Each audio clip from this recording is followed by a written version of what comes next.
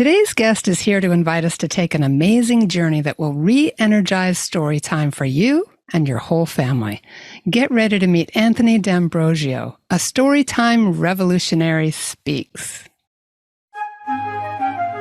Welcome to Homeschooling Saints, the podcast that helps you create the homeschool you love for the people you love. Our host is Lisa Mladinich, a Catholic life coach, TV host, best-selling author, and an instructor at Homeschool Connections. Before we get started, remember to subscribe to this podcast so you never miss an episode. And if you're watching on YouTube, click the bell to join our channel. Hello, I'm Lisa Mladinich, your host, and today I have the pleasure of talking with Anthony D'Ambrosio.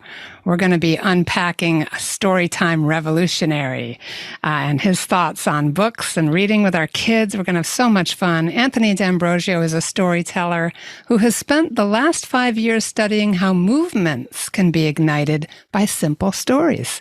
He founded Catholic Creatives, the definitive community for Catholic entrepreneurs, artists, designers, and filmmakers. Through his company, Sherwood Fellows, he has participated in relaunching the brands of over 100 organizations. In 2021, he launched 𝐒𝐸𝐽 and the Starstone, a playful retelling of the parable of the buried treasure. And I have where you can reach out to Anthony on Instagram and email, and we'll have other links for you in the show notes. Welcome to the show, Anthony. It's great to meet you. Oh, it's so good to be here. Thank you so much for having me, Lisa. Oh, you're so welcome. Now, I just made all sorts of assumptions about you because of your hilarious video on your website, and you told me some things about yourself. So introduce yourself to our audience and tell us about your connection to homeschooling. Yeah, I'm Anthony D'Ambrosio. I grew up one of 5 kids. I have an identical twin brother, so I would say that I'm the oldest, but he beat me out by a minute, so I came out clutching his heel. But yeah, I was homeschooled, and I loved being homeschooled. I really enjoyed the sort of wide open, imaginative freedom that I was given through that. And yeah, I don't know what it is about it, but I've just found myself very attracted to other homeschoolers and intersecting with other homeschoolers at other parts of my life. I was just sharing with you before that I started a company of creative people who are helping to do rebrands and graphic design and film and things like that for the church and church organizations. And we were, I think it was 2 years in, we were all on a staff retreat, and we were just kind of all hanging out, cutting loose, talking about our past. And we realized that all of us had been homeschooled, that was one of the big tie-ins that brought about all of us together. And I also got to help design a entrepreneurship and design thinking course through the Catholic University of America that is being used by, it wasn't necessarily like, hey, this is for homeschoolers, but behind the scenes, we were kind of like, this is for homeschoolers, you know? Wow. So anyway, that's a big part of my heart, and I just love the homeschooling community a lot. Okay, and now I'm going to embarrass the heck out of you because Anthony is available. He's still discerning his vocation. So if you know anyone. Thank you. I need all the help I can get. Absolutely. Let's play humiliate the guest. Yeah. All right. Now, this hilarious video is about a book project, and it's so much more than just a book project. Step us into how you got started with 𝐒𝐸𝐽 and the Starstone. Oh, well, I realized that while my team was working on a lot of the stuff that we were working on, we were wading into some of the big problems that the church was facing, and helping large organizations try to knock off the rust in a way for their evangelistic chops. And it was very hard work, and in a lot of ways it was sometimes soul crushing work. And so we wanted to do something that was just like, at the end of the day, we wanted to see parishes and dioceses, et cetera, become more, I don't know how you say this, just, we wanted to see them serving families better. In a lot of ways, that was like the heart of what we were doing. And we wanted to just, hey, can we just leap over that whole kind of thing and do something for families ourselves that would just give us joy as we're doing it, and then also allow us to engage in a way that is meaningful with that community. And that was kind of how it started. It was like this playtime that we got to have to refresh ourselves as we were working on it.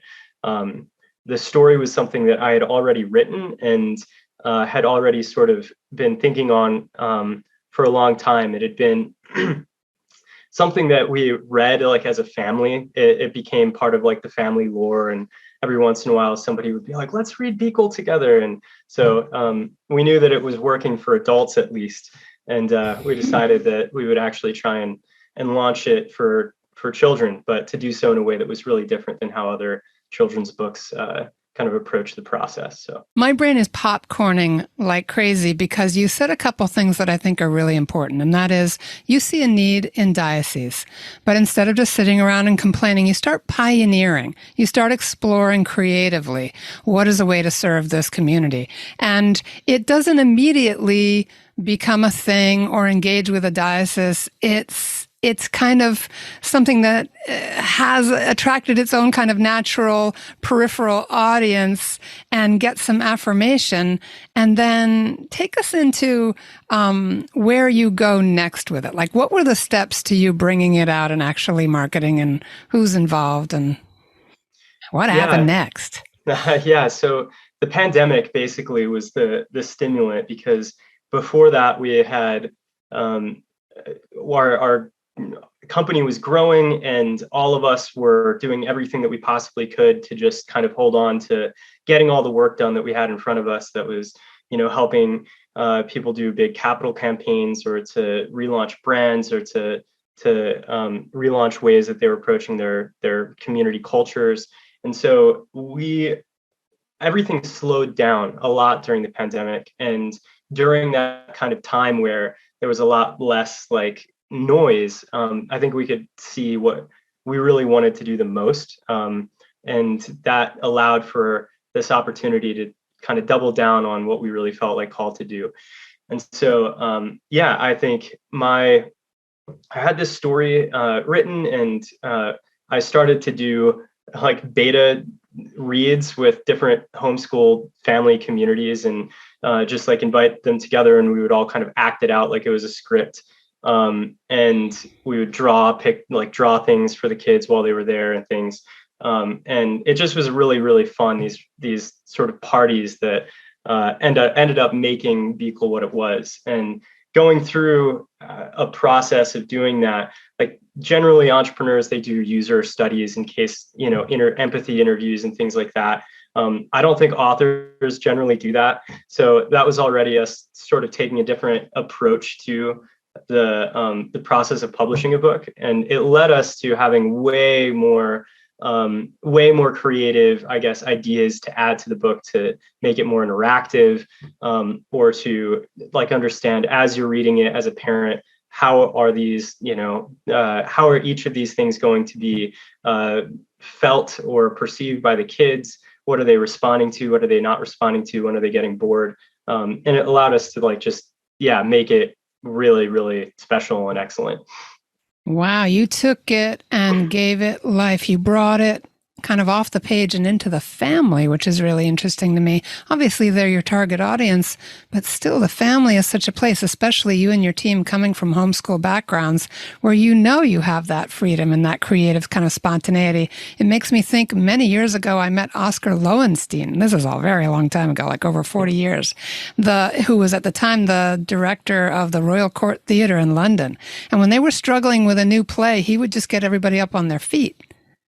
They would just start walking it out and exploring creatively. And that's what it made me think of, like stepping into it, bringing it to life and making it a party, and then allowing yourself to receive all that kind of creative energy from the unique people in the room.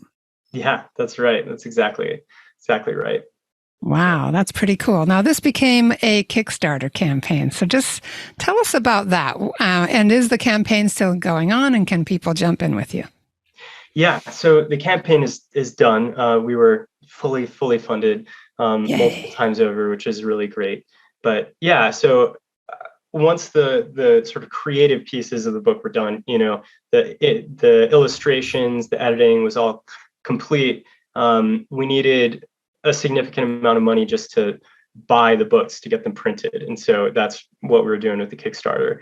And so, yeah, I put it out to the world. I made a video that was articulating what I felt like what was the problem that we were trying to solve, which, to speak to that for a second, I think that books, there's a whole, big, I guess, thing here that I could get into, but I guess I'll just say that books are being written right now to be read for younger children, and families end up sort of losing the older kids in the story time, even if they keep going. So if you have more than one child, you basically just do story time for the younger ones.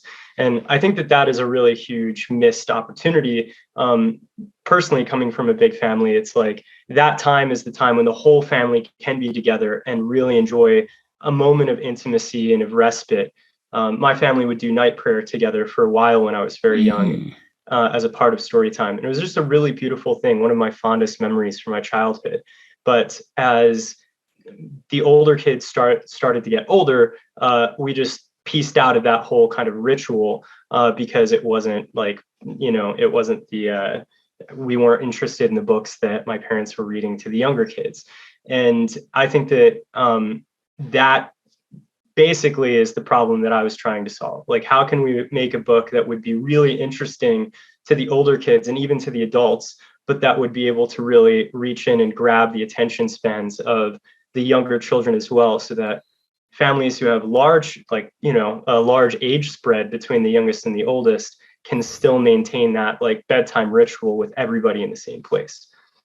Oh, I love it. And one of the things that I love so much about it is the way it is in the family framework, again, but also that some of the greatest works of children's literature are enjoyed by adults over and over again. Can't tell you how many times I've read Chronicles of Narnia or Anne of Green Gables for myself as an adult. Even before I had a baby, I was reading those books. And I had never read them as a child. I just didn't know about them.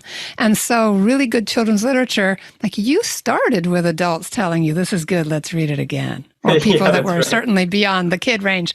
So we're going to take a short break to hear from our sponsor. But when we come back, I'd like you to step us into what's the story. And I know that it's linked back to Scripture, but how did you build out from it? What's the story? What can we expect from this book? Everybody, hold on for just a short time. We're going to hear from our sponsor. We'll be right back. Hi, I'm Walter Crawford. And I'm Maureen Whitman. We are the co-founders of homeschoolconnections.com and proud sponsors of the Homeschooling Saints podcast, which is here to help you homeschool more joyfully, more easily, and more effectively. We want to thank you for listening. And we invite you to check out our courses at homeschoolconnections.com. And now back to our program.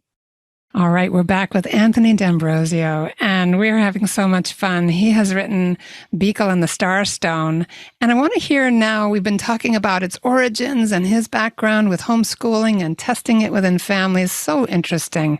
Tell us more about the book itself.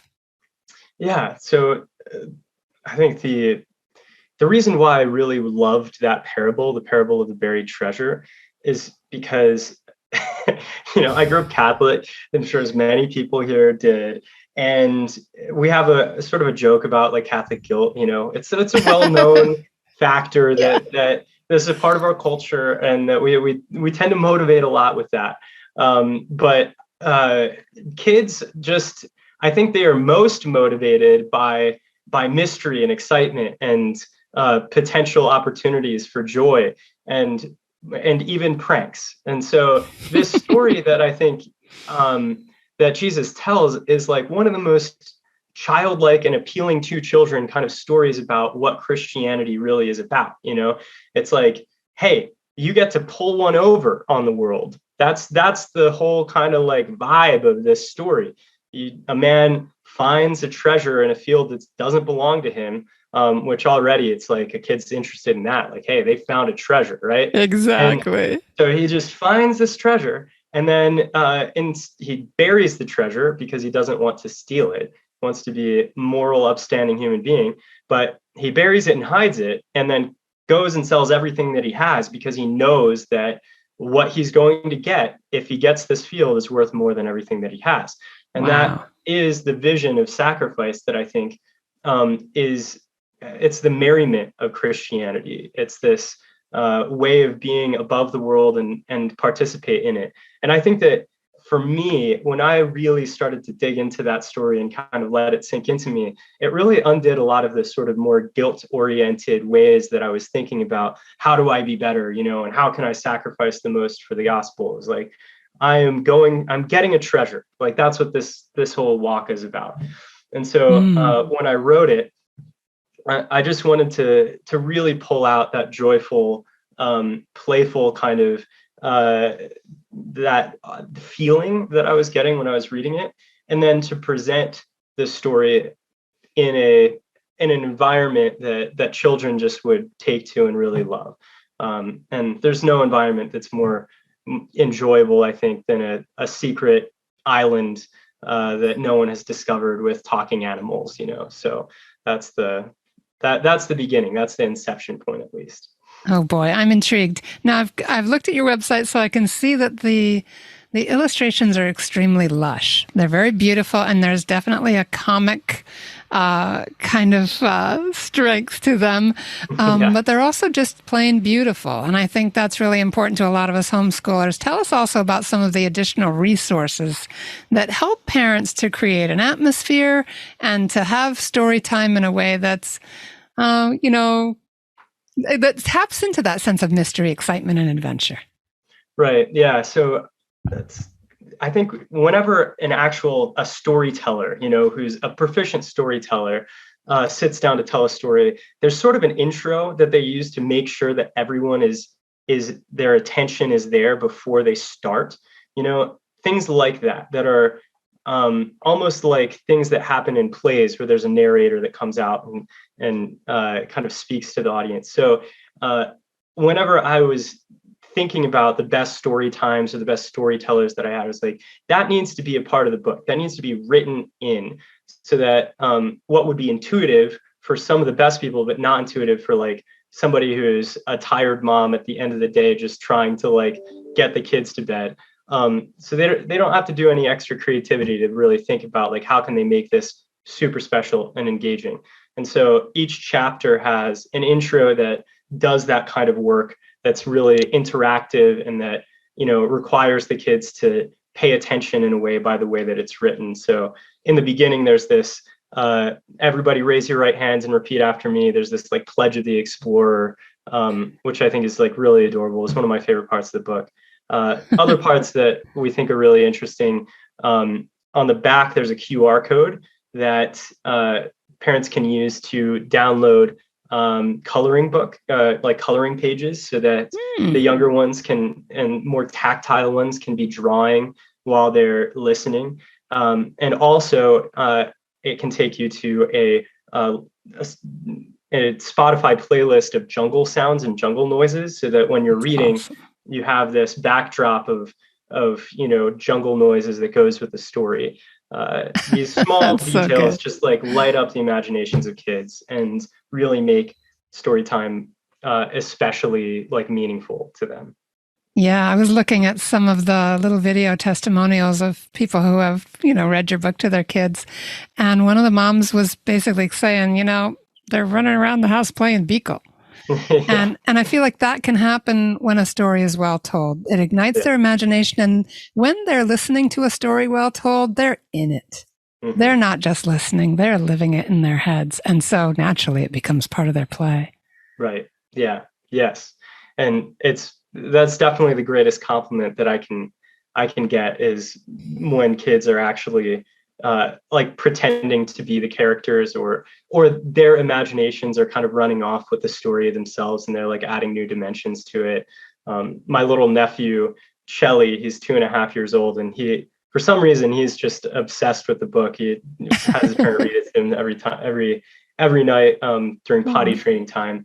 But he's given, there's like worms. There's just as a part of the, I guess, the layout of the book, there's buckets of worms, or worms like kind of running away from the from birds or whatever, crawling around all the book. And he's given them all like names, and every color has its own like worm and its own character.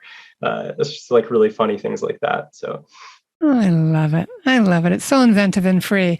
I don't want to miss out everyone hearing too about your book club subscription. So would you mind just also telling us about that? Now, this is a whole other thing, but it's so good. Yeah. So I did that, launched 𝐒𝐸𝐽 in 2021. And since then, I've just been moving more and more in the direction of how can I make things specifically to help solve problems in families that moms and dads are really thinking about, that are keeping them up at night right now. How can I help them to make the faith more playful and more enjoyable and more just engaging for their kids? And one of the big, I guess, ideas that came out of some of the conversations that I was having with moms around 𝐒𝐸𝐽, one of the things we did with that as a part of the Kickstarter was we launched an experience box that was like a kit with the book in it, but that had discussion questions, and it had gummy worms in it that the parents could use to like make the story time more special, or like little, things of twinkle lights that they could put up, things like that would just make story time even more beautiful and profound. And that did really, really well. People were just really excited about that and loved it. And so during that time, as I was talking to them, one of the things I was seeing is that parents are much, much more concerned now about finding and reviewing and curating the books that their kids are reading, because there's so much ideological like indoctrination that is happening through children's literature, and all the institutions that we're used to that have helped us in the past to curate good children's literature for our kids are no longer really safe places to go. And so, it just requires the hero moms who are willing to literally read every single book that their kids are interested in before they read. It's just a lot of work, particularly if you have a lot of kids, and as most homeschooling kids are, like voracious readers. So what we did was we put together a Catholic Kids book club that helps parents to have really rich conversations about faith with their kids around bedtime through these stories that are highly curated. So they get 3 to 5 books, hardcover books, every quarter that are liturgically appropriate, seasonally appropriate, with discussion questions and stickers and like summaries of the books and why they were selected and how they can be used to have these good conversations. All of that together in one kit. And so that's launched in August. We sold out of our first box very, very quickly, and then we sold out of all the orders that we got of that. So there's a few more boxes left, I think, right now, if somebody wants to check it out. But it's definitely flying off the shelf, because I think there's a big need there. And that's called the Lion and Lamb Book Club, and I have the link to that on our show notes. Also, the ordering page for 𝐒𝐸𝐽 and the Starstone, and where you can find Anthony on Instagram and even his email. Anthony, what final thoughts would you like to leave us with, as we're kind of in this space of the importance of books, the importance of story time, any place that the Holy Spirit is kind of drawing your attention as we wrap up? Yeah, I guess I'll just say that I think story time is a time where parents get to play with their kids in a more like, it's a structured way for you to play with your kids. And the sort of stories that you pick, all of that is really important. And I think that if you really want to like have a long lasting, intimate relationship with your kids, you can mess up a lot during the day and still have a good story time at night, and it cover like lots and lots of flaws or whatever warts of the day. Just don't neglect it. I mean, and keep looking for resources to make that time interactive, because it's one of the most just precious rituals that that lasts and impacts kids' lives for the rest of their lives. So, Yeah. Amen and amen. And for those of you who are not comfortable reading aloud, maybe some of your older kids would like to step in with that, or maybe just give yourself a chance to try something new. Listen to some jungle noises and get in the mood, and know that your children are going to love it no matter how you do. They're just going to be so happy to be with you sharing a wonderful story. So, Anthony, thanks a million. It's been great being with you. And everybody, please check out our show notes for those resources, and do enjoy story time and pray for Anthony's vocation. And thanks again, Anthony. It was great to meet you. Thank you so much. All right, everybody. Thanks for listening. God bless you. And we'll see you next time. Bye-bye.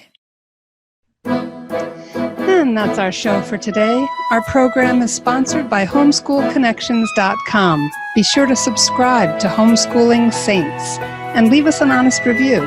God bless you, and thank you for joining us.